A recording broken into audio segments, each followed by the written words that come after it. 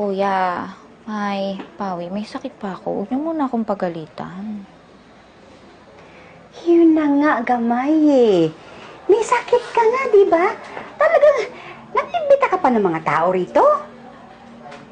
Oo nga.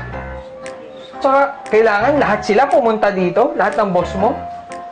May matanong kita, ano? Boss pa ba yan o BF? Hoy, grabe ka naman sa BF, kuya. Nako, Pawi, wag po kayo maniniwala. Hindi ko po BF yung mga yun. Mga boss ko po sila. Marangal po ako nagtatrabaho. Boss na friend? So defensive?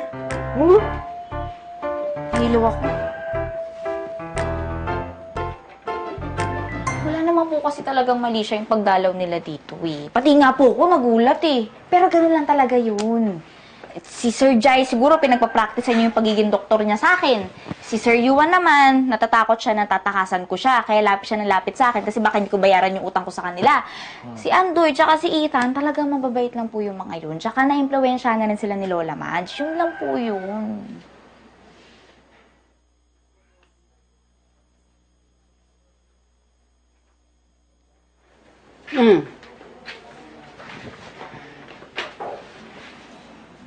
Basta Gamay ha.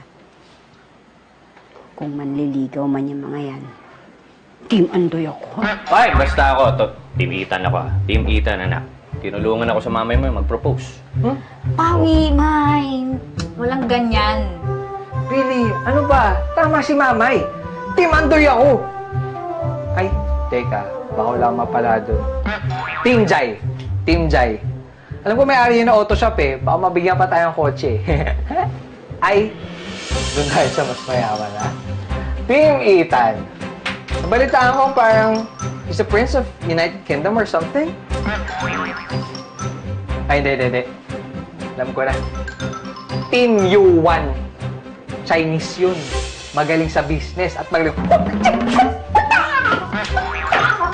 Hindi ka makagalaw, no? Tama na kasi, kuya. Walang mga team-team. Hindi uso yung ganyan. Okay, walang ganyan. Ay, nak. Makakalimutan ko. Pinabibigay ni Toti.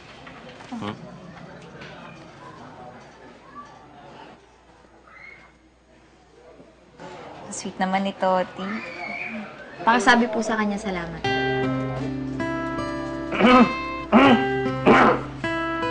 Okay ka lang. Hindi lang siya ang sweet, no? Pati ang kuya mo. Para sa'yo. Oh, salamat, kuya. Love you. Love you. Talaga? Pwede bang akin na lang yung isa dyan? Oo. Kasi kanina ko pa gusto yan eh. Isa lang naman talaga bibili ko sa'yo, bumili din. So, para sa akin.